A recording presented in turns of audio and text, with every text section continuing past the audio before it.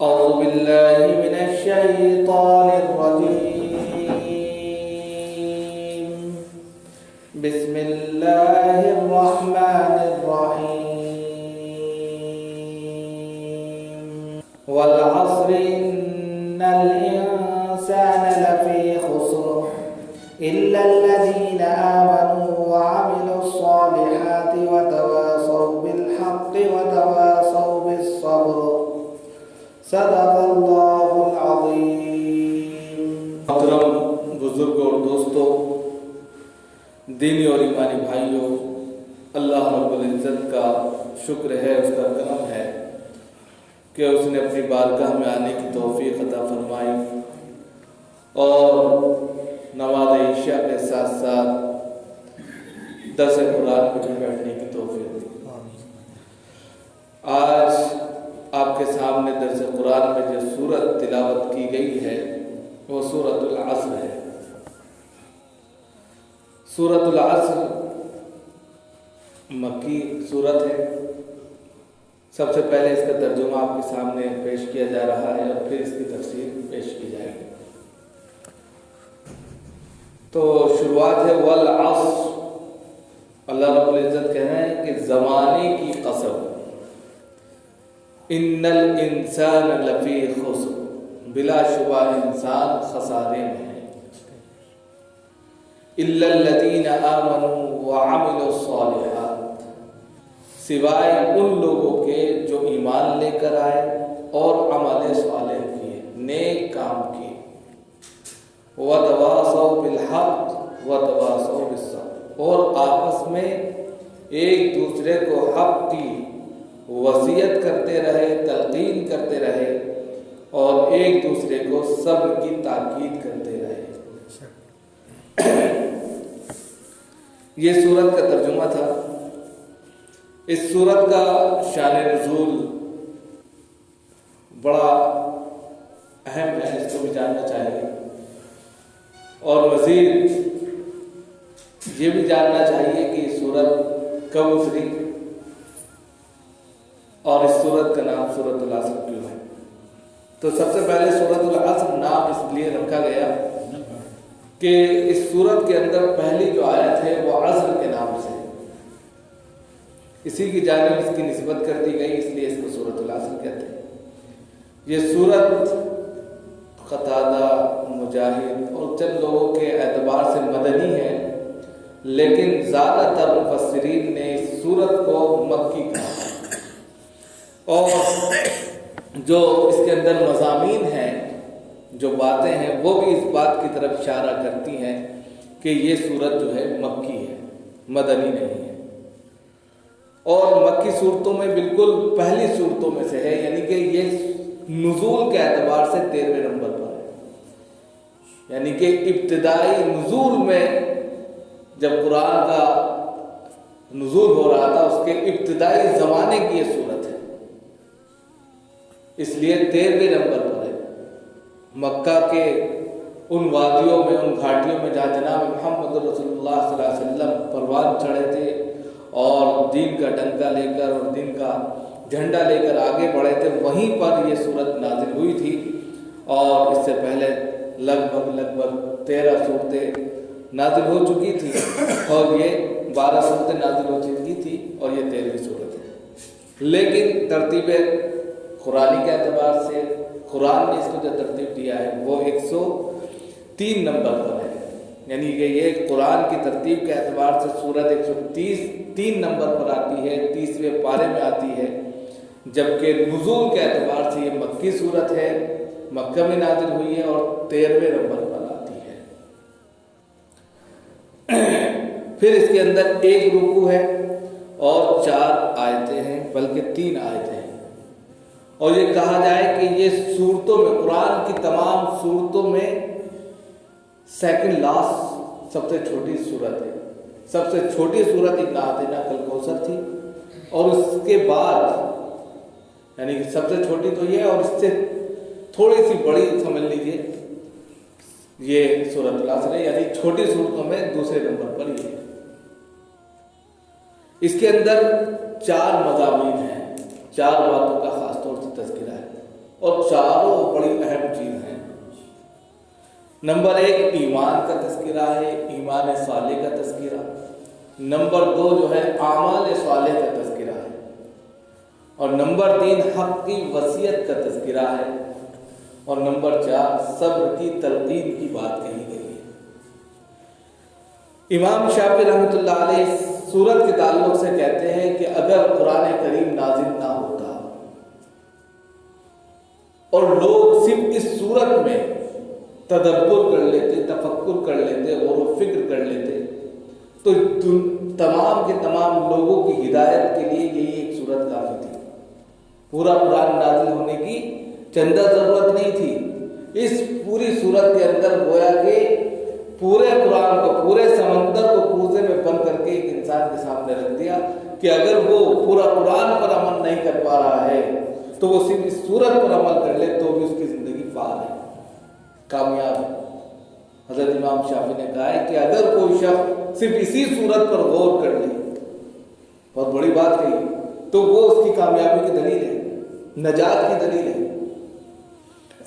دوسرے صحابہ کرام رضوان اللہ تعالیٰ علیہ مجمعین کے زمانے میں جب بھی کوئی شخص ملتا تھا تو اس صورت کا تبادلہ خیال کرتا تھا، ایک دوسرے کو سناتا تھا۔ اگر ملاقات کرتا تھا، ملاقات کے بعد جب جدا ہونا چاہتا تھا، الوداع چاہتا تھا اس سے، تو آخر میں اس صورت کو پڑھ کے سناتا تھا کہ اب ہمارا جو عمل ہوگا، جو ہماری اگلی ایکٹیویٹی ہوگی، انہی 4 کاموں پر ہوگی، تبھی ہمیں کامیابی ملے گی۔ اس لیے انہوں نے اس کو ایک کلمہ بنا لیا تھا، ایک کہہ سکتے ہیں تکیہ کلام بنا لیا تھا کہ جب بھی وہ جدا ہوتے تھے ملنے کے بعد میں، لاسٹ میں جیسے السلام علیکم آپ کہتے ہیں تو سلام کے ساتھ وہ اس سورت کو بھی پڑھتے تھے، تاکہ ہر انسان کے ذہن میں یہ مضامین محفوظ رہیں۔ ایمان اللہ پر رکھنا ہے، نیک کام کرتے رہنا ہے، عقائد پر حق کی وصیت کرتے رہنا ہے، اور اگر آزمائش آ گئی تو اس پر صبر کرنا ہے۔ اگر بتائیے زندگی میں یہی 4 کام، انسان کی زندگی میں یہی 4 کام لگے ہوئے، تو یہ تو اس کے مین مرکزی مضمون ہے۔ اب تفسیر کی نظر سے دیکھیں کہ اس میں کتنا اہم مقام چھپا ہوا ہے۔ دراصل بات یہ ہے کہ اس کا شان نزول سمجھیں پہلے، تب اس کی تفسیر کرتے ہیں۔ لفظ شان نزول یہ ہے اس کا کہ ابن اسید نام کے ایک شخص ہیں جن کی کنیت ابو الاسدین ہے۔ ابن اسید نام ہے، ان کی کنیت کیا ہے؟ ابو الاسدین۔ وہ حضرت ابوبکر صدیق رضی اللہ تعالیٰ عنہ کے دور جاہلیت کے پکے سچے دوست تھے، اور تجارت کرتے تھے حضرت ابوبکر، تو ان کو تجارت کے کاروباری دوست تھے، اور حضرت ابوبکر بہت بڑے تاجر تھے، بزنس مین تھے۔ انہوں نے ہر دفعہ ہمیشہ اپنے بزنس میں فائدہ ہی اٹھایا تھا۔ تو یہ ایک مرتبہ زمانے جاہلیت ہی کے اندر، دور جہالت میں، یعنی پورے طور پر اسلام نہیں پھیلا تھا اس وقت، اسلام آیا تھا، تو اس وقت یہ ابن اسید نامی شخص حضرت ابوبکر سے اپنے دوست سے ملنے کے لیے آئے۔ حضرت ابوبکر مسلمان ہو چکے تھے، مشرف با اسلام ہو چکے تھے۔ تو آنے کے بعد انہوں نے کہا، یا ابوبکر تم میرے دوست ہو، تجارت کے ساتھی ہو، تمہارے ساتھ میں نے بزنس کیا، میں نے دیکھا کہ تم جو تجارت کرتے ہو، جو بزنس کرتے ہو، ہمیشہ تمہیں فائدہ ہوا، تمہارا بزنس اس طور پر جاتا تھا کہ تم ہمیشہ بینیفٹ میں رہتے تھے، لیکن تم نے لاسٹ میں ایک ایسی تجارت کر لی جس کی وجہ سے تم نے اپنے آپ کو ذلیل بھی کر لیا اور گھاٹے اور نقصان کا سودا کر لیا۔ یعنی گویا کہ تم اپنے دین سے، اپنے آبا و اجداد کے دین سے، لات اور عزا کی عبادت سے، سب کو چھوڑ کر ایک ایسی تجارت کی طرف چلے گئے جس میں گھاٹا ہی گھاٹا ہے۔ گویا کہ تم نے سب کو چھوڑ دیا، اب اللہ اور اللہ کے رسول صلی اللہ علیہ وسلم کی دعوت کو قبول کر لیا، یہ ایک تجارت تم نے کی، جبکہ تجارت کی منڈی میں تمہارا جو وزن تھا وہ اتنا بھاری تھا کہ کوئی تمہارا مقابلہ نہیں کر سکتا تھا، اور لاسٹ سٹیج پر تم نے ایک ایسی تجارت کی جس میں تمہیں گھاٹا ہے۔ یہ بات جب انہوں نے کہی تو انہوں نے کہا اے دانا شخص، یعنی اس کو بیوقوف نہیں کہا انہوں نے۔ حضرت ابوبکر نے اس شخص کو کیا مخاطب کر کے کہا؟ ایک دانا، دانا کہتے ہیں عقل مند کو، ہوشیار کو۔ یہ دانا شخص، تم جو کہہ رہے ہو بات بہت اچھی ہے کہنے کے اعتبار سے، لیکن فی نفس ہی ایمان ایک ایسی دولت ہے کہ اگر کسی کو یہ چیز نصیب ہو جائے تو دنیا میں بھی اس کی کامیابی ہے اور آخرت میں بھی بہت بڑی تجارت ہے جو فائدے مند ہے دنیا کے اعتبار سے بھی اور آخرت کے اعتبار سے بھی، تم اس کو نہیں سمجھ سکتے۔ اس پر یہ پوری صورت اللہ رب العزت نے نازل فرمائی اور اس کا مضمون ڈائریکٹ اسی بندے کے لفظ سے شروع کیا، کیونکہ اس نے کیا کہا تھا؟ زمانے کی قسم کھائی تھی نا۔ اس نے کیا حوالہ دیا تھا؟ زندگی بھر تم نے ہمیشہ کامیابی حاصل کی ہے، تجارت کی ہے، تجارت میں فائدہ اٹھایا، اور دوسرا لفظ کیا استعمال کیا؟ لاسٹ میں تم نے جو تجارت کی وہ گھاٹے کی ہے، اللہ نے وہیں سے مضمون کو شروع کر دیا۔ یہ ہے اللہ کا اصول۔ اب یہاں سے سمجھیے کہ اصل کیا ہے۔ والعصر کا نا آپ نے دیکھا ہوگا قرآن میں اللہ رب العزت نے الگ الگ قسمیں کھائی ہیں۔ والتین، زیتون کی قسم کھائی، تیل کی۔ اسی طریقے سے والقلم، قلم کی قسم کھائی۔ بہت ساری چیزوں کی اللہ رب العزت نے قسمیں کھائی۔ قسمیں کھانے کا مقصد ہے اللہ کو قسم کھانے کا کوئی شوق نہیں ہے، بلکہ یہاں پر اپنے بندوں کو تاکید کر کے یہ بتلانا مقصود ہے کہ جب اللہ قسم کھاتا ہے تو اس مضمون کے اندر، اس پیغام کے اندر، اس سندیش کے اندر، اس میسج کے اندر تاکید ہے، ضروری چیز ہے کہ اللہ ایسے قسمیں نہیں کھاتا۔ قسم اگر کھا رہا ہے تو جان لو کہ یہ چیز بہت ضروری ہے اور اللہ کے نزدیک اس کا مقام اور مرتبہ بہت بلند ہے اور بہت سخت ہے۔ تو اسی لیے اللہ رب العزت نے اسی چیز کی قسم کھائی، والعصر، وہ قسمی ہے۔ اب عصر کو سمجھیے، عصر کے بہت سارے معنی دیے۔ عصر کا اصل معنی جو آتا ہے نچوڑنا، نچوڑنا۔ یہ ترقی کرتے ہوئے یہی لفظ زمانے کو چلا گیا، یعنی کہ اگر آپ ڈکشنری میں آپ دیکھیں گے اس کے معنی تو نچوڑنے کے آتے ہیں۔ زمانہ آگے، یعنی کہ پھر اس کا دوسرا سیکنڈ معنی کیا لیا گیا؟ زمانے کے، وقت کے، ٹائمنگ کے۔ تو کیا ہوتا ہے انسان جیسے جیسے وقت گزارتا ہے ویسے ویسے اس کے تجربات، حادثات، مشکلات، پریشانیاں اس کو نچوڑ کے رکھ دیتی ہیں، یہ زمانہ۔ اسی لیے دوسرا معنی کیا دے دیا اس کا؟ زمانہ۔ تیسرا معنی اس کا جو لیا ہے عصر کا وقت۔ چوتھا معنی اس کا لیا عصر کی نماز کا وقت۔ کیا ہوتا ہے؟ دن کا جو تتمہ ہوتا ہے، دن کی عبادت کا خلاصہ۔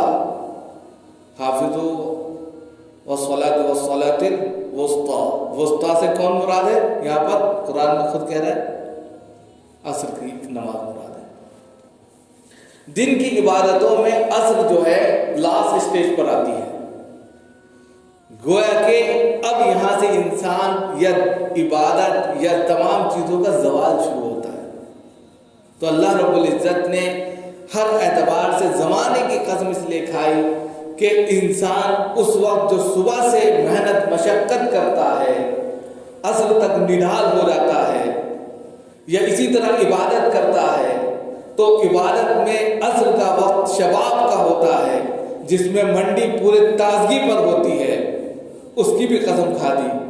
پھر اسی کے ساتھ ساتھ انسان کا جو سرمایہ ہے، جو آخری اس کے مفسرین نے معنی لیے ہیں زمانے کے، اور زمانہ کیا ہے اس کو ہم بتا رہے ہیں کہ زمانہ یہ ہے کہ انسان کی زندگی دنوں پر، گھنٹوں پر، مہینوں پر، سال پر مشتمل ہوتی ہے، اور انسان کی زندگی کا یہی سب سے بڑا سرمایہ ہے۔ کوئی 4 گھنٹے جی رہا ہے، کوئی 1 سال جی رہا ہے، کوئی 2 سال جی رہا ہے، زیادہ سے زیادہ 70 سال، 80 سال، 100 سال۔ یہ انسان کی زندگی کا کیا ہے؟ سب سے بڑا سرمایہ ہے۔ اسی کو کیا کہتے ہیں؟ زمانہ۔ اسی کو کیا بولتے ہیں؟ زمانہ۔ انسان کی زندگی کا سب سے بڑا سرمایہ اس کی زندگی وہ زمانہ ہے جس میں وہ جی رہا ہے۔ لہذا اسی کی قسم کھا دی کہ جس سرمایہ پر تمہیں غرور ہے، جس زندگی پر تمہیں ناز ہے، جس پر تمہارا دار و مدار ہے کہ ہم زندہ ہیں، کچھ بھی کر سکتے ہیں، جو سرمایہ ہے وہی تمہارا جو ہے کس میں جا رہا ہے؟ ان الانسان لفی خسر، انسان بلا شبہ گھاٹے میں ہے، خسارے میں ہے۔ اب یہاں سے بتایا، کیوں بتایا اب اسے گھاٹے میں ہے؟ کہ انسان برابر جیسے جیسے بچہ پیدا ہوا، 70 سال کی اس کی عمر ہے، مثال کے طور پہ سرمایہ 70 سال کا لگ گیا، زمانہ 70 سال کا، الی اجل مسمى، ہر شخص جو ہے ایک متعینہ مدت تک اس دھرتی پر رہنے کے لیے آیا ہے۔ اب اس کو 60 سال 70 سال 80 سال 100 سال کی اگر عمر دی ہے، یہ اس کی زندگی کا کیا ہے؟ سرمایہ ہے۔ ہر انسان اس سرمایہ کو ہر ایک لمحہ کم کر رہا ہے۔ جب وہ کم کر رہا ہے تو بتائیے یہ سب سے بڑا خسارہ ہے کہ نہیں؟ ایک انسان ہیپی برتھ ڈے مناتا ہے، خوشی کے ناچ گانے گاتا ہے، ارے زندگی آپ 1 سال کم ہو گئی، آپ کو 70 سال کی زندگی ملی، 1 سال کم ہو گئی۔ اب ہر دن اس کی زندگی کم ہو رہی۔ تجارت میں کیا ہوتا ہے؟ سرمایہ بینیفٹ اس میں آتا ہے، اگر کم ہوا تو زیادہ بھی ہوگا، لیکن زندگی ایک ایسا سرمایہ ہے، اس میں تو گھٹنا ہی گھٹنا ہے۔ اسی لیے یہاں پر قسم کھائی کہ انسان بلا شبہ خسارے میں ہے، گھاٹے میں، ہر اعتبار سے کہتے ہیں کہ انسان جو وہ یہ بات کہہ رہا ہے اپنے اسے، یہ بات کہہ رہا ہے کہ تم نے گھاٹے کی تجارت کی ہے، دراصل گھاٹا تو ہماری زندگی میں چلا ہے۔ اس کی مثال آپ ایک برف کی لیجیے،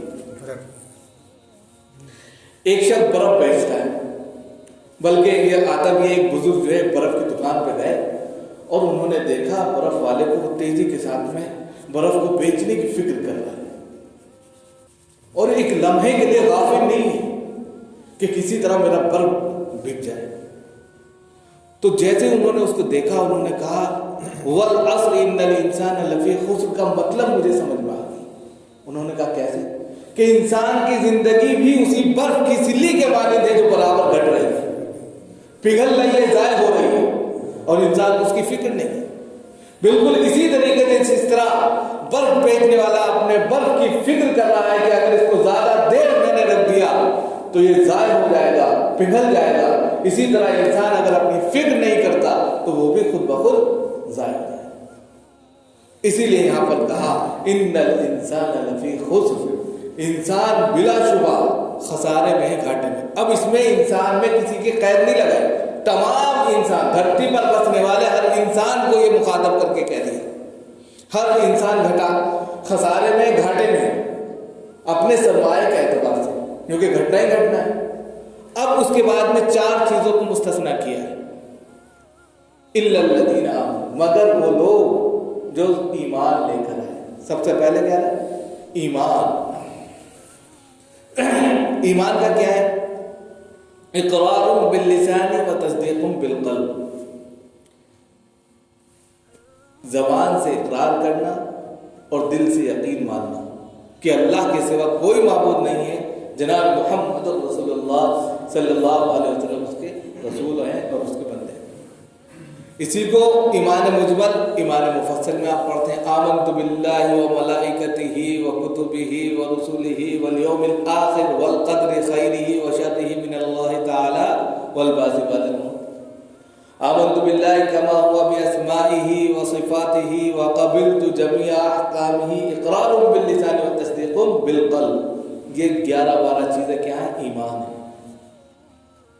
میں ایمان لایا اللہ پر، اس کے رسولوں پر، اس کی کتابوں پر، اس کے رسولوں پر، اچھی بری تقدیر پر، قیامت کے دن پر، اور مرنے کے بعد جی اٹھنے پر۔ یہ کیا ہے؟ ایمان ہے۔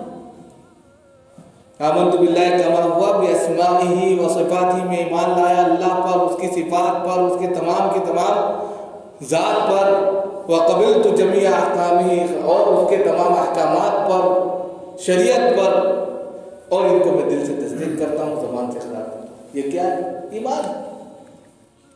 اگر کوئی شخص ان چیزوں کا اقرار نہیں کرتا، لاسٹ میں اقرار باللسان و تصدیق بالقلب لایا گیا ہے، اسی لیے کہ پہلے جو ریل چل رہی ہے لاسٹ میں اپنی زبان اور دل سے یقین اب یہاں پر دو چیزیں ہو جاتی ہیں، اس کو بھی سمجھیں۔ دو چیزیں ہیں، ایک شخص جو ہے زبان سے اقرار کر رہا ہے، دل سے نہیں کر رہا ہے، تو اس کو مسلمان کہا جائے گا کہ نہیں کہا جائے گا؟ ایک مرتبہ حضرت اسامہ بن زید رضی اللہ تعالیٰ عنہ ایک مارکے میں گئے اور ایک کافر کو لگا کہ اب وہ مجھے مار دیں گے، تو انہوں نے اٹھایا، وہ کافر جو تھا اس نے کہا لا الہ الا اللہ محمد رسول اللہ، تو انہوں نے سوچا کہ یہ ڈر کے مارے، یعنی کہ موت کی ڈر کی وجہ سے کلمہ پڑھ رہا ہے، تو انہوں نے گردن تب بھی اڑا دی، لیکن دل میں بے چینی ہو گئی۔ صحابہ اکرام کی ایک سب سے اچھی عادت یہ تھی کہ ذرا سا دل اڑتا تھا فوراً آپ صلی اللہ علیہ وسلم سے پوچھ لیا کرتے تھے۔ آج ہماری یہ کمزوری ہے کہ ہمارے دل میں اگر کوئی بات آتی ہے ہم پوچھتے نہیں ہیں، بلکہ ہم کیا کرتے ہیں، اپنے آپ میں اس کی کھچڑی بنانے لگتے ہیں۔ کھچڑی نہیں بنانی چاہیے، پوچھ لینا چاہیے، پوچھنے میں شرم نہیں ہونی چاہیے۔ حضرت اسامہ بن زید آپ صلی اللہ علیہ وسلم کے پاس گئے، اللہ کے رسول صلی اللہ علیہ وسلم، معاملہ یہ تھا کہ ایک کافر میرے مقابلے پر آ گیا اور لاسٹ اسٹیج تھا کہ میں مارنے والا تھا، اس نے کلمہ پڑھ دیا، لیکن مجھے پتا تھا کہ اس نے کلمہ نہیں پڑھا ہے، موت سے بچنے کے لیے پڑھا، تو میں نے پھر بھی مار دیا۔ تو اللہ کے رسول صلی اللہ علیہ وسلم نے کہا تم اس کے دل میں گھس گئے تھے، تم اس کے دل میں گھس کر دیکھ رہے تھے کہ اس نے دل سے کلمہ پڑھا کہ نہیں پڑھا۔ کل قیامت میں جب اللہ رب العزت تم سے پوچھے گا کہ ایک شخص نے تمہارے سامنے کلمہ پڑھا تھا تو تم نے کیا کیا؟ ڈر گئے۔ تو یہاں پر زبان کا معاملہ دیکھ کر دل کے معاملے کو ہم چھوڑ دیں گے، اسی لیے دو نقطے یہاں پر نکل کر آتے ہیں۔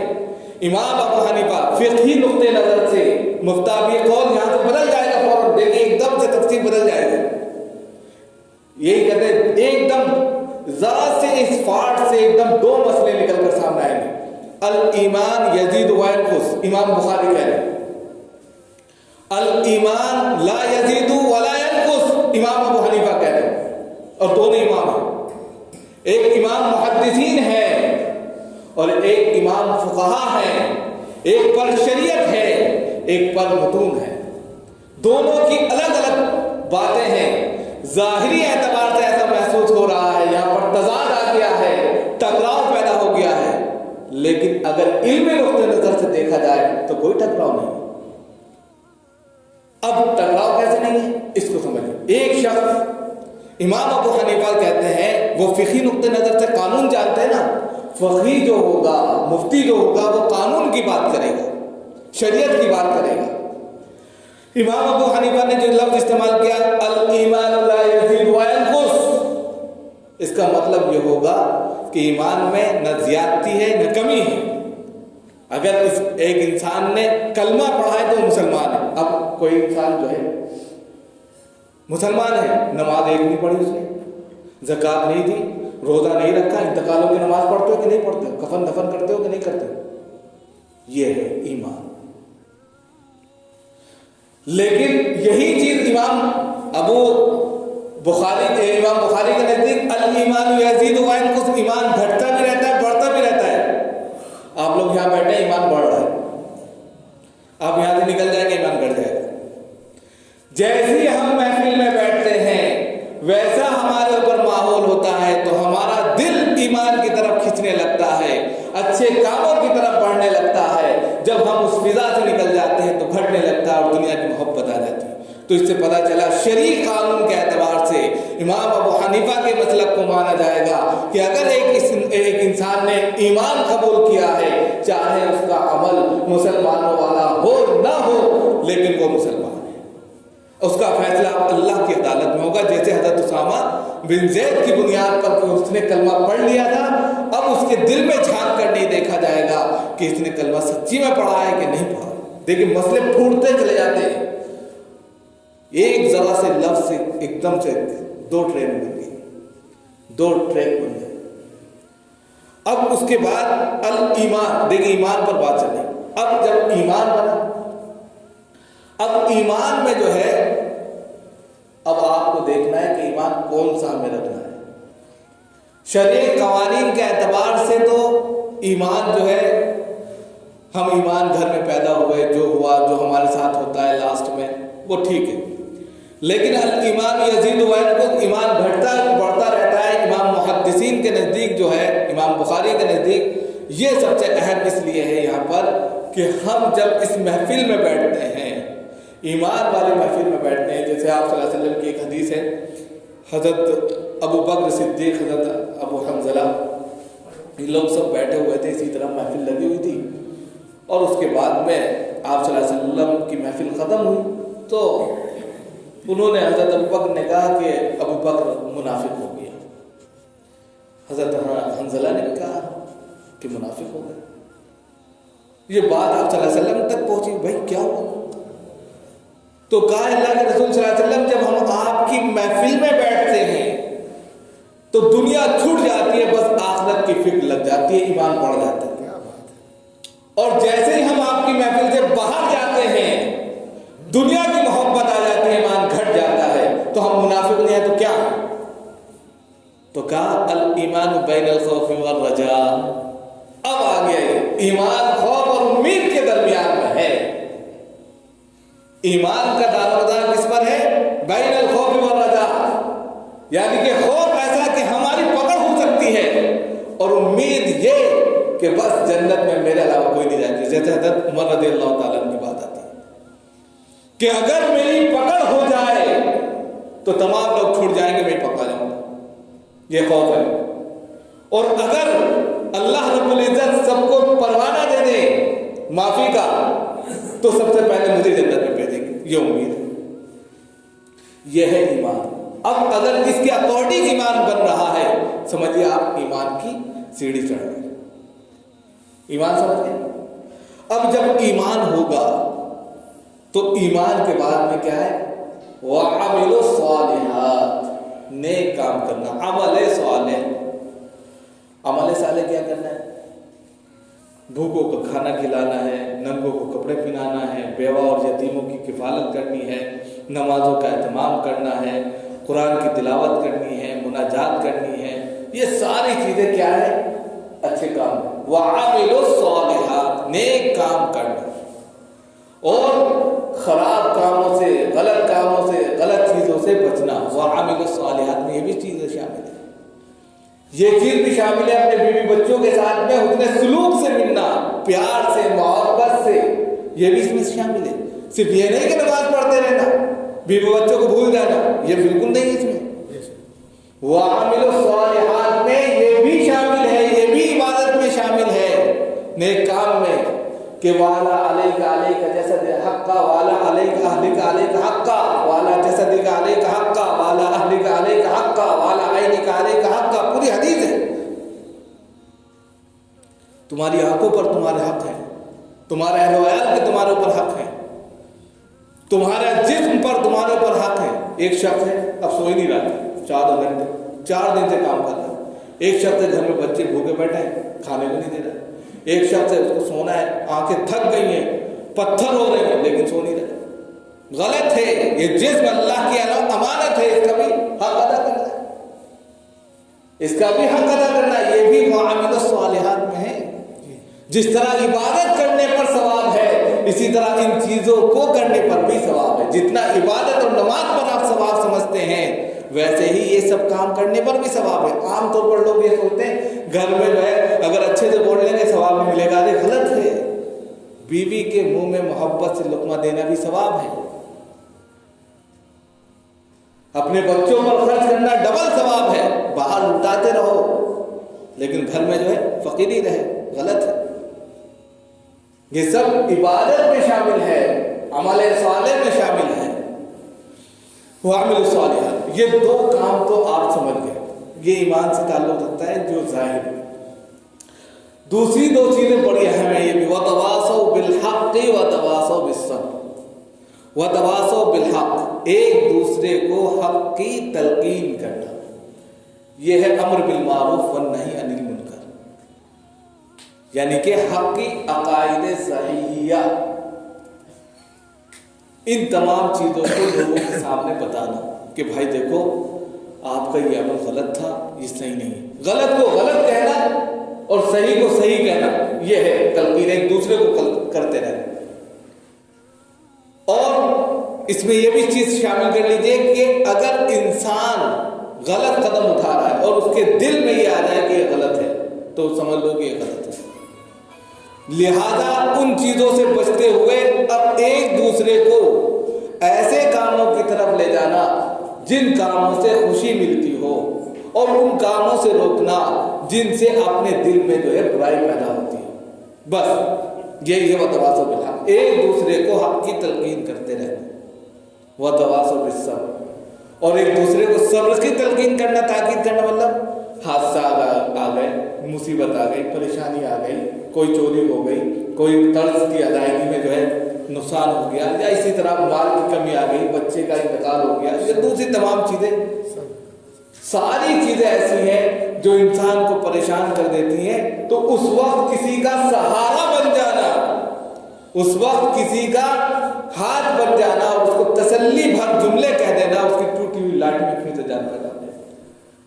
وتواصوا بالصبر، ایک دوسرے کو صبر کی تلقین کرنا، استقامت کی کہ میرے بھائی آج تمہارے پاس حالات ایسے ہیں، ایک دن آئے گا سب کچھ صحیح ہو جائے گا، اور کوئی ایسی بات ہے تو ہم تمہارے سامنے کھڑے ہیں، ہمیں بتاؤ. یہ ذرا سی باتیں کوئی کسی سے کچھ نہیں لیتا. آج کے وقت میں سب کے پاس پیسہ ہے، سب کے پاس سب کچھ ہے، صرف میٹھے بول نہیں ہے، محبت نہیں ہے، ایک دوسرے سے ہمدردی نہیں ہے. اگر یہ پیار اور محبت سے ایک دوسرے کو لٹا دیا جائے اس کو تو بس جوانی کا مزہ پھر سے ہے. اصل یہ ہے زندگی. تو یہ تمام میسیجز اس صورت کے اندر تھے. اگر ایک انسان ان میسیجز پر عمل کر لے اس کی زندگی بھی کامیاب ہو جائے اور آخرت کی بہترین تیاری ہو جائے. اللہ تعالیٰ ہم سب